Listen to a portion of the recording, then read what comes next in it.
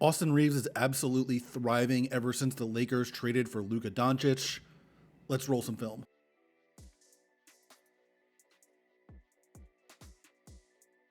The biggest factor in this, obviously, is that Reaves is being afforded the highest quality looks of his NBA career. According to Second Spectrum, his expected effective field goal percentage with both LeBron James and Luka Doncic on the court is over 4 percentage points higher than it is on all other shots taken this season.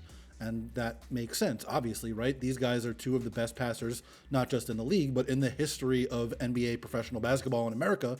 So he's being afforded wide open threes and opportunities to attack closing out defenders on the move, and just has the freedom to get to the basket almost whenever he wants when put into that kind of situation. He's also getting opportunities that come because teams just don't want to leave LeBron or Luka open.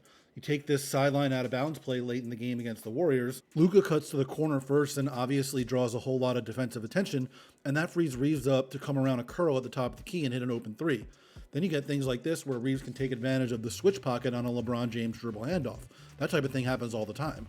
When you have both of these guys on the court, Reaves is also going to get more favorable matchups when it comes to switches and isolations, whether he's engineering them or just getting gifted them in the first place. Reaves can fry almost anybody in the league off the dribble in the first place, but when you give him a favorable matchup like this, it is just not going to end well for the defense. Even if you have a little bit of a better defender in front of him, well, he's still going to get by that dude off the dribble, and if your help isn't absolutely on time and on point, he's going to score. Then you put these guys in pick and roll together, and defenses just really don't know what to do. When you have Luka Doncic setting the screen on the ball for Reaves, what do you do in that situation? What happens is you let Reaves get all the way to the basket. When you have Reaves and LeBron in the pick and roll and you try to play it straight up, they're going to dice you in the short roll game.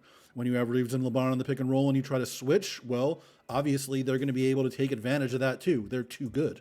And that's just with Reaves as the ball handler. It's probably even more dangerous the other way when LeBron or Luka has the ball in their hands and Reaves is the one setting the screen. You get things like this where Reaves just ends up absolutely wide the heck open on the wing for a three. Or Reaves comes in and slips the screen and gets right to the basket because nobody wants to leave LeBron James even the slightest bit open.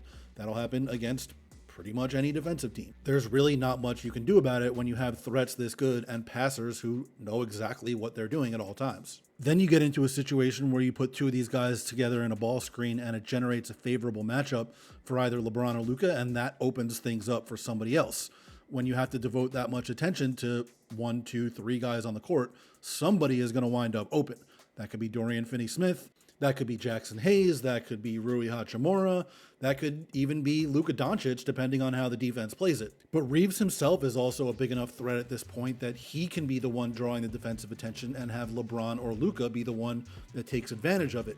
That can mean they score themselves, or they can just make the extra pass to an open shooter. We know, obviously, they can pick out shooters from basically anywhere on the court, and the Lakers have enough guys that they can take advantage with a three or with a drive to the basket. But the most dangerous thing, obviously, is involving all three of these guys in the same action. That's when defenses really get screwed. And you can run the exact same set against different teams, but change who is in what position and still have it work because all three guys are able to take advantage no matter what situation you put them in. And then there are plays where the collective talent just overwhelms you because even if you guard the initial action successfully, they're just too good and too smart, and they'll take advantage of exactly what the defense is presenting them on any given possession. That's how you get a possession like this, where the Bulls actually successfully guard a couple of pick and rolls, but LeBron gets a switch, gets into the post, gets doubled, and finds Reaves across the court for a wide open three.